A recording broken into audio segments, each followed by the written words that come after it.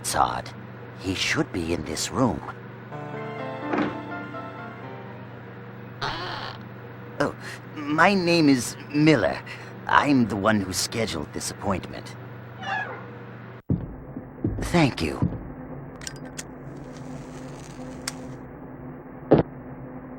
As I explained over the phone, our director is offering you an exclusive contract for your services as a sniper. Your compensation will be a monthly salary of $1 million. Are you interested? In case this figure doesn't satisfy you, I have been authorized to increase the offer by 50%. How does $1.5 million per month sound? It goes without saying that this will be an official transaction. You will be required to sign a contract. And you will be an employee at one of the director's corporations. How did you find me? Let's just say, we found you through the director's intelligence network. Will you accept? We are, after all, offering a rather incredible guarantee for your line of work. According to our research, no one in your profession makes even a tenth of this amount. Is that all? Excuse me? It's true that I only deal with one contact person for each job. But that doesn't mean that I want to be invested in just one customer. Very well then. I will report your response to my director. However, let me warn you, he is not an easy man to dissuade, no matter how reluctant you may be. After all, we're talking about someone who has never been denied anything he wants.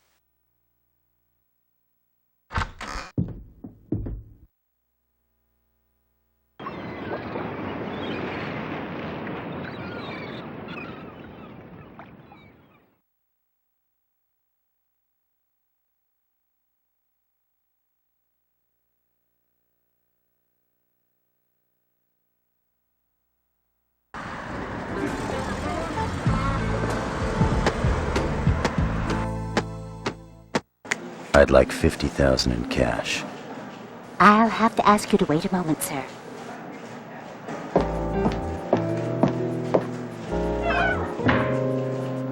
I'm sorry, sir, but this card was canceled as of yesterday. What do you mean? We don't have access to that kind of information. The main office that originally issued this card is responsible for its cancellation.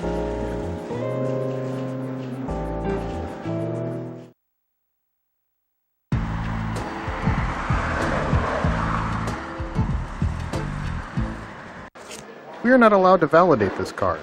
I'm sorry, but there's not much we can do for you, sir. I want to talk to the manager. The manager is not in right now.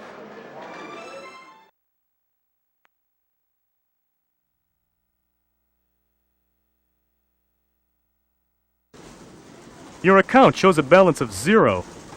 Your card was canceled 24 hours ago. Please don't attempt to use it.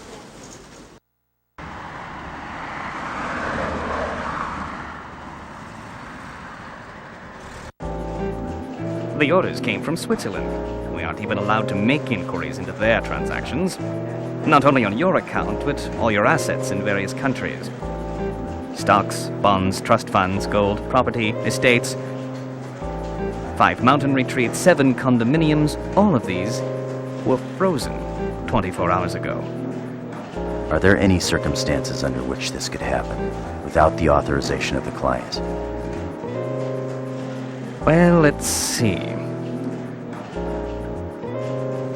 If we are certain it's against our client's wishes, we would never touch a single cent in the account. Because at Switzerland Credit, our client's trust is absolutely essential. The only exception I can think of might be If the board of directors or parent company were to exercise their executive power for some reason, I'm terribly sorry, sir.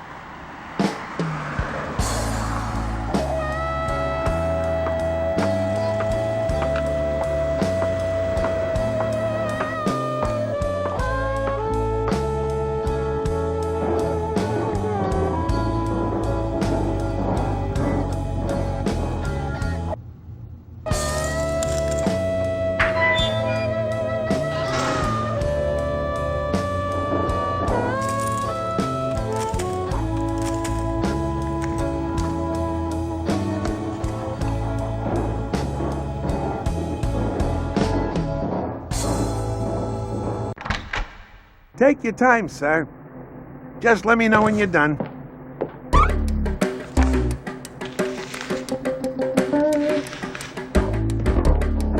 Mr. Togo, we're holding a phone call for you in the manager's office.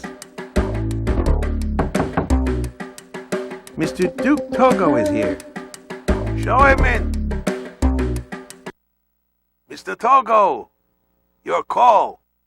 Hello, Mr. Togo. Remember me? It's Cliff Miller. We refrained from emptying the contents of the safe deposit box. After all, without that cash, you won't be able to carry out your current assignment. My director no longer wishes to employ you as his exclusive assassin. He is more interested in having you as an equal partner. That is his last offer. Well, we believe this would be a mutually beneficial arrangement. All done? Do you know the caller? No, I'm sorry to say a branch office manager like me cannot be allowed to even know the name of someone in his position.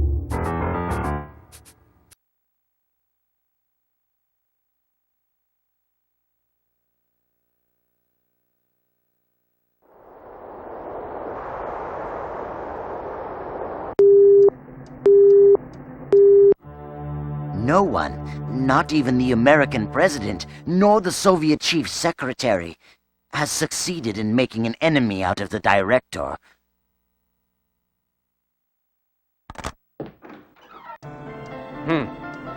So you're saying he will not acquiesce? I'm sorry, sir. If I don't get him now, eventually he will come after me. I cannot afford to die. If I am to accomplish my family's grand scheme for world domination, until my monopoly empire brings world peace, I simply will not die. Absolutely, sir. Now, let's see how I can get him.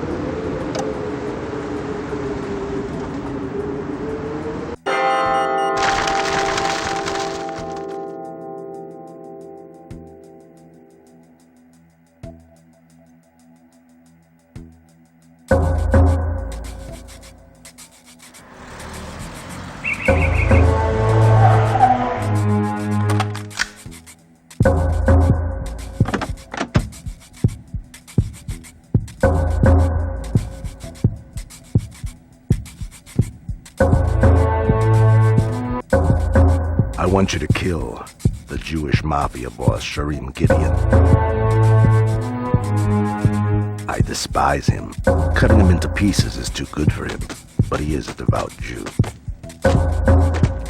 Send him off to the next world after his early morning prayers.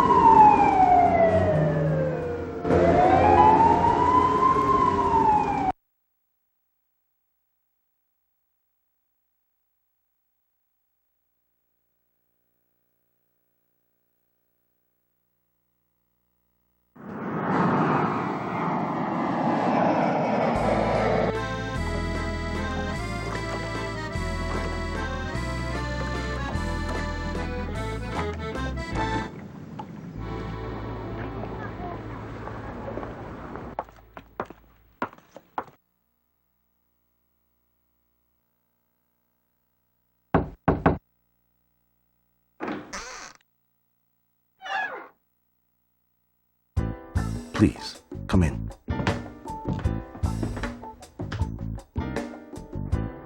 Here's your payment of $100,000 for the Sharim Gideon job. I must say your sudden request for cash, instead of the usual deposit into your Swiss bank account, turned out to create quite an ordeal for me. I had to scramble to gather this amount of cash.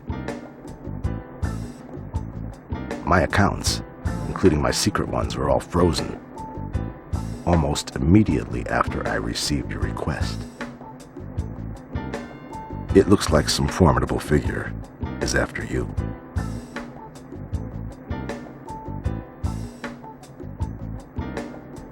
I believe it's David Carlyle, head of the world's largest family combine, the Carlyle family.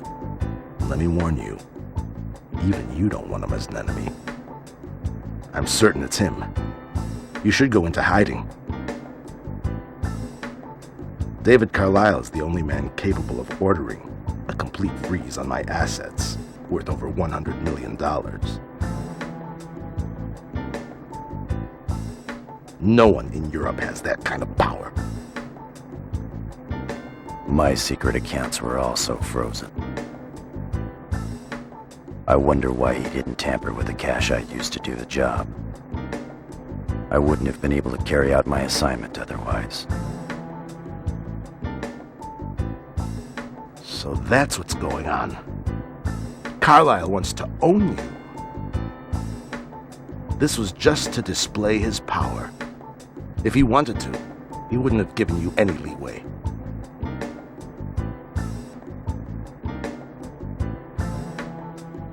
So that's what's going on. You said there's no one in Europe equal to Carlyle. But what about the Empire of Rothschild? I thought the Rothschilds succeeded in dominating the entire European continent 200 years ago. They've given way to Carlyle. The EC and the rest of Europe is being divvied up between the two families, but Carlyle's calling the shots. The Carlyle estate is reputed to be worth $600 billion.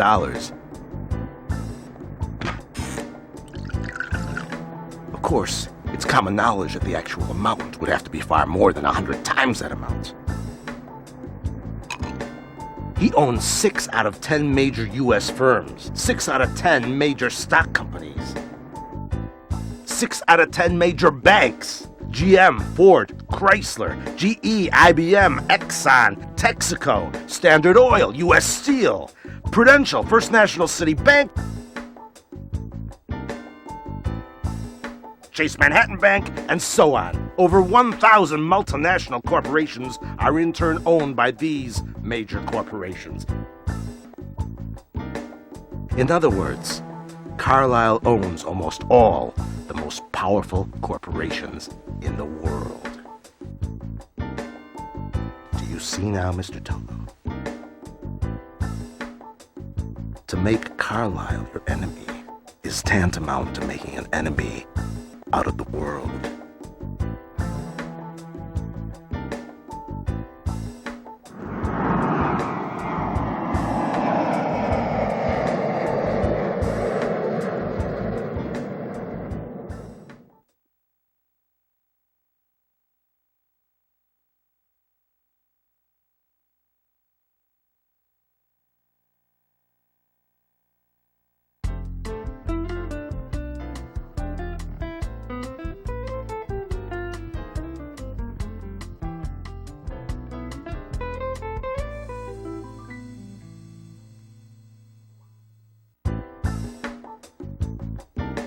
Listen to me.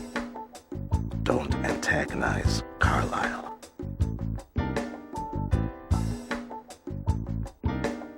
As you can tell from last year's IBM spy incident, Carlyle has managed to move in on Japan, the last superpower beyond his reach. Using the U.S. Department of Justice and the FBI at will, he's gaining control over there. It's a historical fact that the Carlyles supplied the Red Army with an immense amount of money. Which proves that the present Soviet government was already under Carlyle's control from the very moment it came into existence. It's not that long ago that he got rid of his arch nemesis, Nixon, the Watergate scandal. So you're saying that this Carlyle has got the U.S., the Communist Bloc, the EC, the Middle East, and Japan at his fingertips, has no opponents left in the world? Quite the contrary. As I said before, the only one who continues to pose a threat to Carlyle is you, Golgo 13.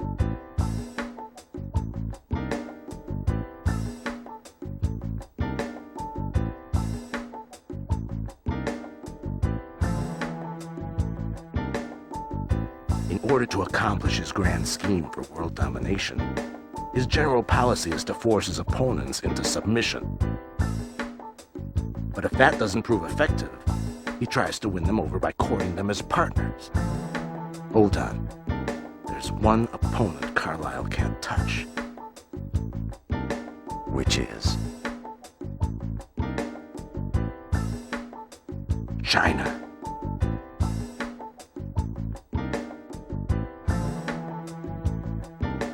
Didn't Carlyle himself visit Beijing several times? I thought he was providing the Chinese military with an immense supply of trucks. Isn't that true?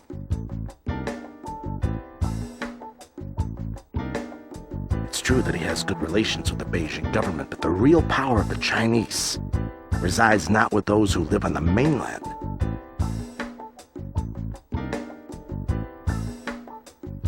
but with those who live overseas. It's quite clear that it's the overseas Chinese more than the Beijing government that Carlyle is worried about.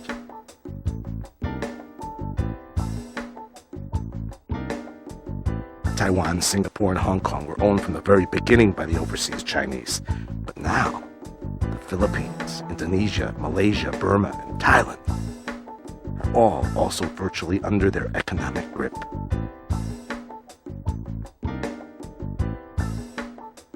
Carlyle has already been maneuvering against them, but things aren't going so smoothly.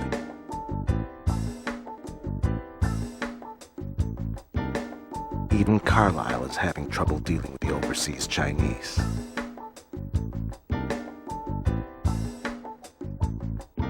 As opposed to the Russians and the Japanese who have managed to assimilate Western culture, overseas Chinese refuse to give up their unique customs and traditions no matter where they are.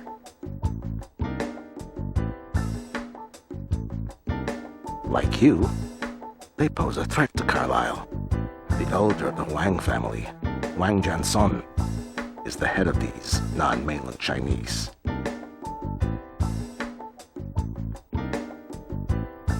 I haven't heard anything about him recently, but I do know that he is the leader of tens of millions of overseas Chinese. Wang Jianson. I'm gonna say it again. Don't make Carlyle your enemy.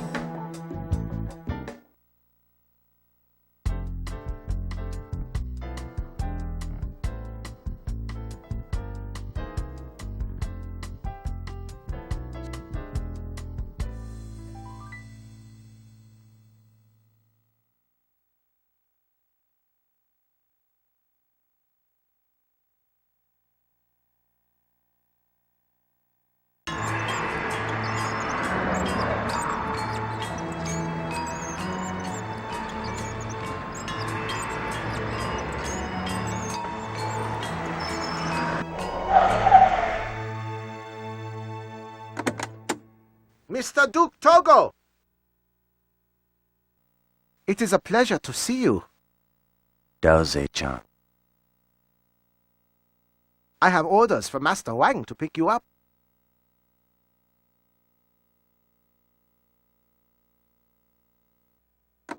Please.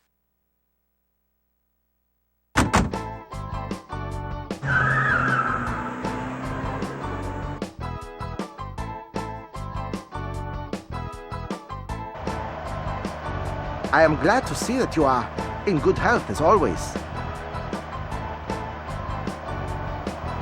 How did you know I was coming?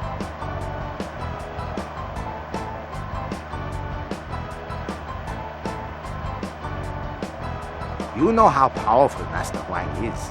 He can obtain a list of every single person who has arrived at the Taipei airport within 10 minutes.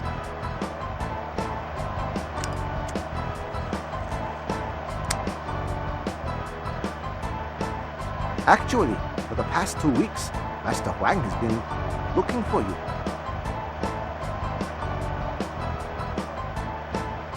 For me? This time we were stumped. Even though Wang's intelligence network conducted a full-scale search, we could not locate you. We had just about given up when you showed up. I am delighted that you came. Master Wang has been bedridden. Doctor doesn't sound very optimistic about his condition. Master Wang is looking forward to seeing you.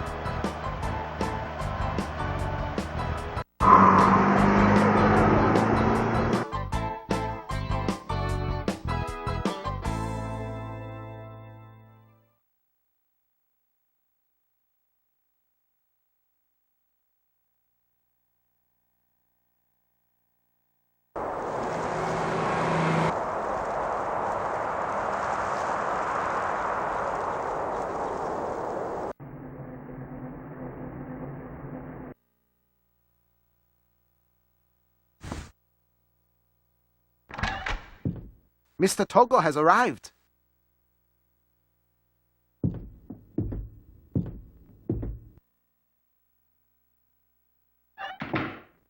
So, you've come to us. I'm sorry. How could I forget? It's your policy never to offer your right hand. I am delighted that you came. As you can see, my days are numbered. Before departing for the other world, I wanted to speak with you. The overseas Chinese have a 3,000-year tradition, yet we are in grave danger. Had our opponent been using military strategies against us, we would have known how to evade his weapon. But I have discovered we are defenseless when our own strategic forte of financial takeover is utilized by our opponent.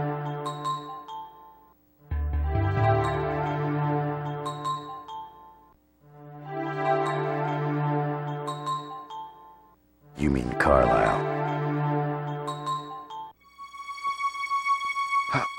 How did you know?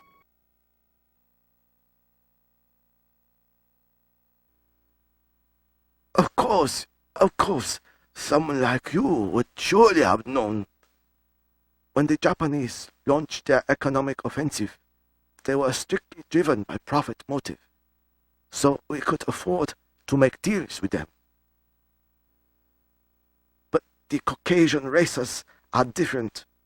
They want control, not only over profit, but more importantly, over entire nations. Carlyle is very close to accomplishing his plan for world domination.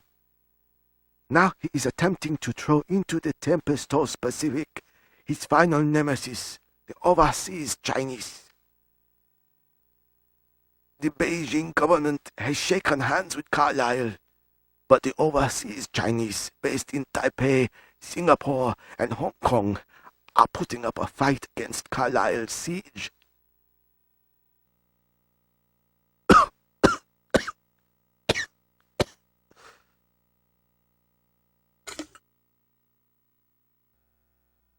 It is a well-known fact that Carlyle was behind England's decision to return Hong Kong to mainland China,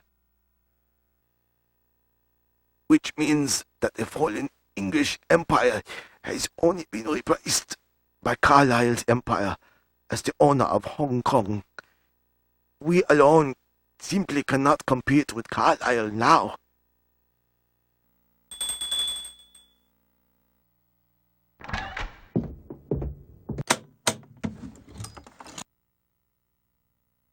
We need your help. We need your help. Of course, even if you take care of David Carlyle, that won't stop the Carlyle family from advancing into the Far East. I'm fully aware of that. But at least I won't have to see their shadow loom over us for another year, by which time I shall be dead. Please, Mr. Togo, will you erase this shadow for me?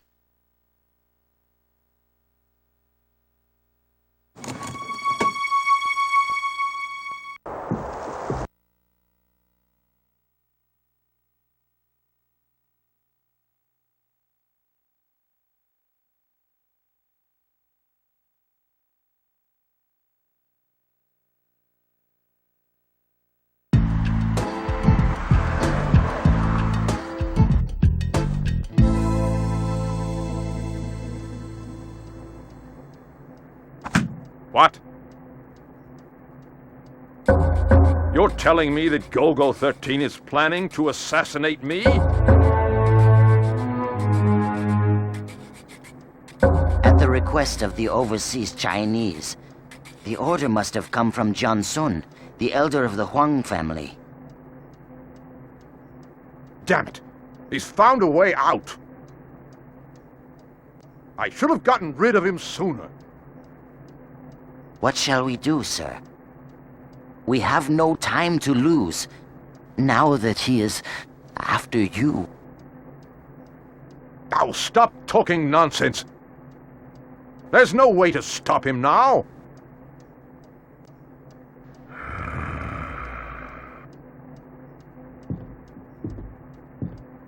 Wait a moment. I do have one last resort.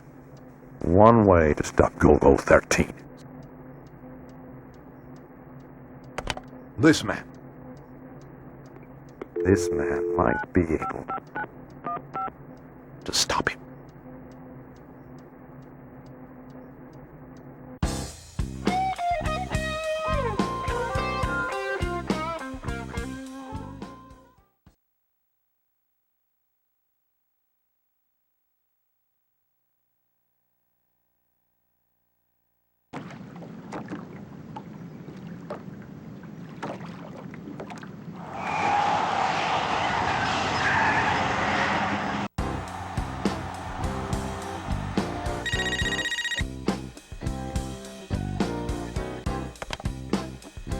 Mr. Togo.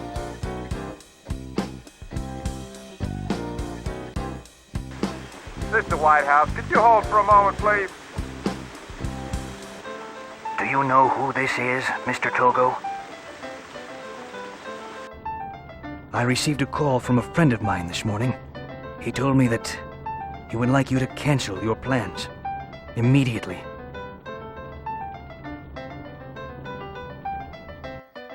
Now, I don't think I have to explain who this friend is or what your plans are. I want you to stop your car and turn around. You are to leave Switzerland within 3 hours.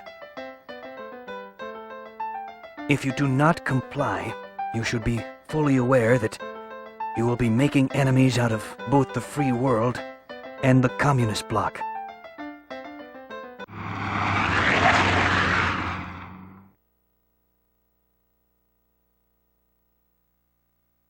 You will do as I say, won't you, Mr. Togo? Honoring this request will also preserve our congenial relationship.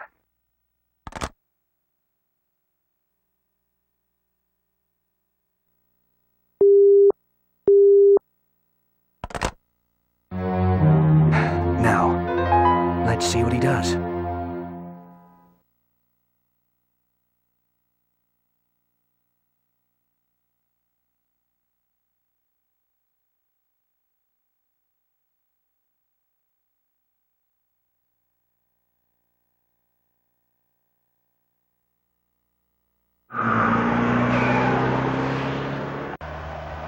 I wonder if he was able to reach Golgo 13.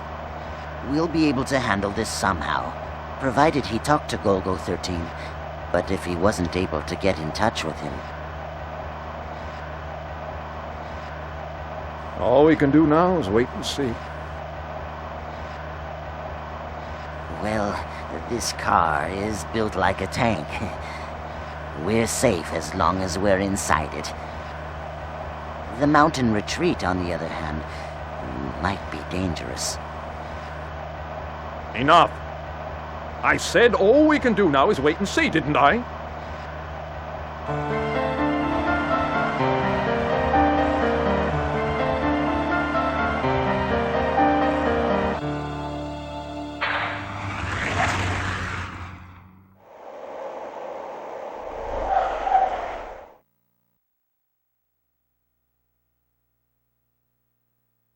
I thought, just in case.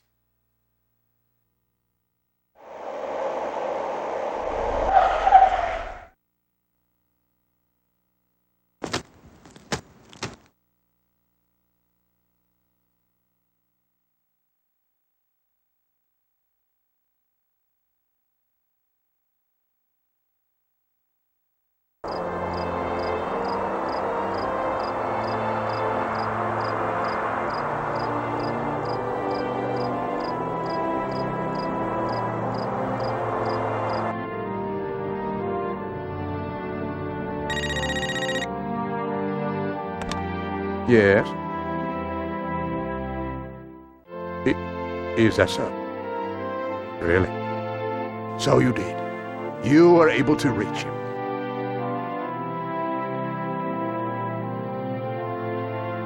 Why, of course. Yes, that's exactly what I wanted.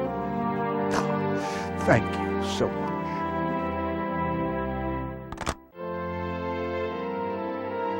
Oh, what a relief.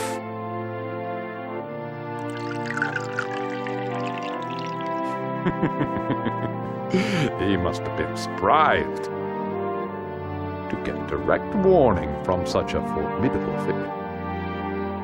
Most certainly, sir. I would not have trusted my ears. Come, come. You're standing in front of the man who is about to own the world. Of course, sir. I've been working for the man who essentially rules the world already. Working so closely with you, I forget what influence you have.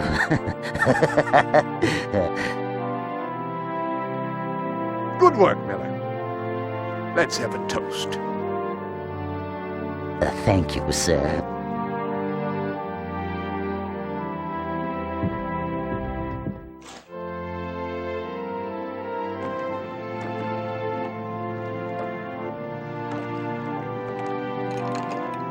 Now I have to concoct another scheme to own Golgo 13. One that will be absolutely foolproof. Beautiful. What an incredible view of the forest and lake.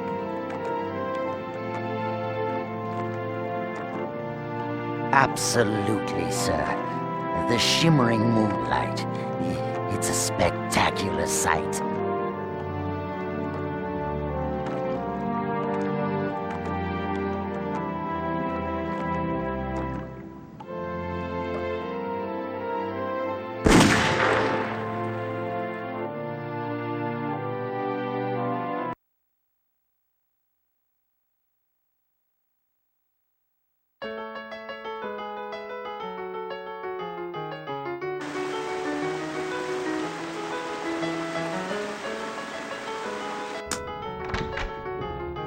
Mr. President! David Carlyle has been killed? How did you know?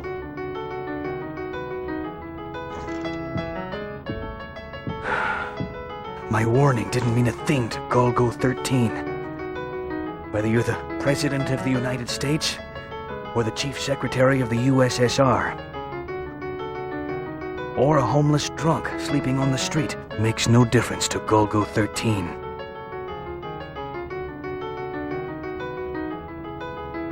Let's see.